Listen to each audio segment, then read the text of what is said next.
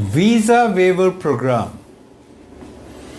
It entitles citizens of the specific countries to enter the country for business or tourist purpose maximum for 90 days.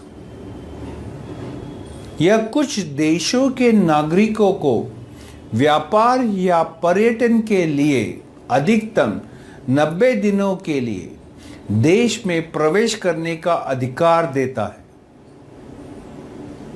But the foreign nationals must enter the country by air or sea holding onward or return tickets and using an air or sea carrier that has agreed to participate in the visa waiver program.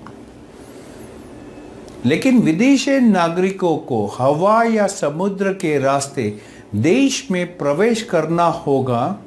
उनके पास आगे यात्रा जारी रखने या वापसी का ticket होना चाहिए उस एयरलाइन या सी कैरियर का जो कि वीज़ा वेवर प्रोग्राम में भाग लेने के लिए सहमत हो गया है.